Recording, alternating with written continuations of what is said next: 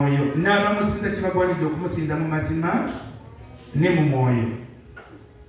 Naye abamu agamba nti bakyayambuka Yerusaalemi wokka bwe bamusinziza. Ebya Yerusaalemi bwe biggwa kiwedde, kibanga luli bwe twali eri eby'evvanjiri eyo bikomye wano nga namwe mwebaza Katonda weebale, kubanga bagambye bikoze eki.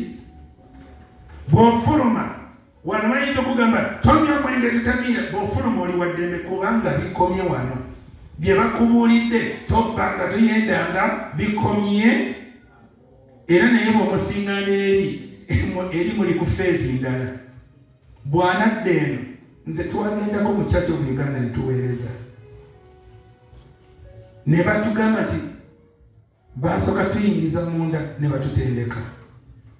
Ati mwe abalokole mugira nnyo bwe muti, naye wano ne batwambaza buno obuntu obweru, simala buyita batya,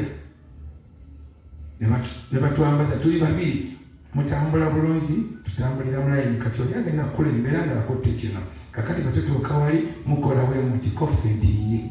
Era ne bwe muba mubuulira, temubuulira nnyo nga mukyamuka, ate mwenye abalokole kofe ye. Oluganda lutuula kofe ki ye. Mukwano gwange Musumba Bwanika yali asookawo, atandika mpola, ekyavaamu n'ayogera n'ebibadde mu kisenge. Omanyi zibiriramu bw'ati, bangambye alabya, nasooka agikuba. Bangambye nti njogera mpola, naye manyi ebyaffe ebyabalokole bye bamugambye eri byayogera wano.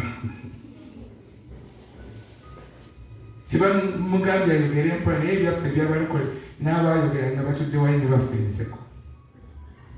Mukama mulungi. Ne balyoka bagamba wamma gwe bw'ogenda yogera mpola. Waliwo ekitazibiikirizika ng'Omwoyo Mutukuvu abaluka oba avaayo ayogera. Twebaza Katonda ffe tuli wakati mu Mwoyo Mutukuvu. Era ekirabo ky'olina ng'eyalokoka ekisooka kya Mwoyo wa Mukama. Kati Bayibuli egamba ebigambo bino buli kyokola. Njagala kutegeeza Omwoyo Mutukuvu ateeka okuba ng'ali wamu naawe ng'akulumiriza, agenda okwenda buli kigere.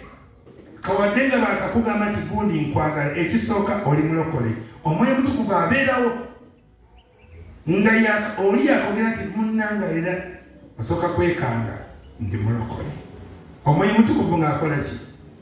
Kati n'olyoka omuvuvuba, n'olyoka olemerako, bw'oba ogenda okubako ky'oyogera eri omuwala, naye oli mulokole.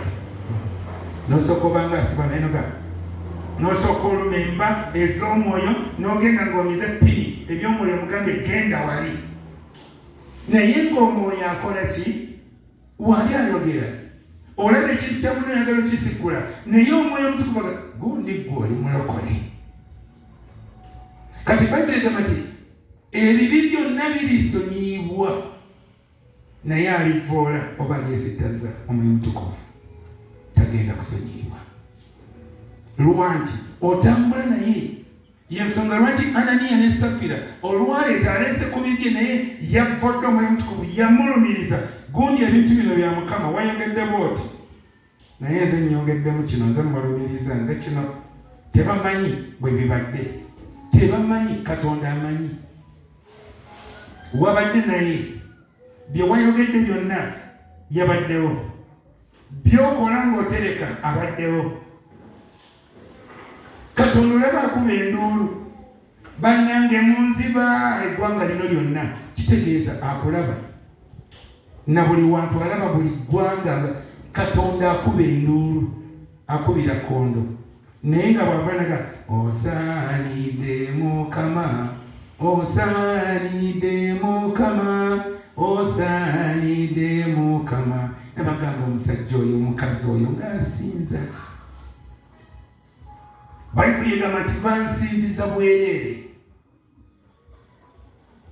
nga bagira ekitiibwa kya Katonda nga tekiri mu mutima gwabwe. tekiri mu bulamu bwabwe nga ofuba naye ng'osinziza bwerere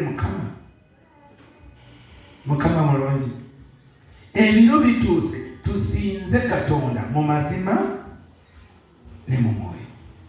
Ogenda okuva eri agambe nti laba omwana wange, laba mutabani wange, laba muwala wange, wuuya nga ne mu kkubo lisinza Katonda wooli, nga bwe babuulirirawo enjiri baga oyo bw'aba mulokole bw'aba mulokole kale nange ndi mulokole. Waliwo oli ayinza okubuulira enjiri nga baga gundi ono mulokole abakengeri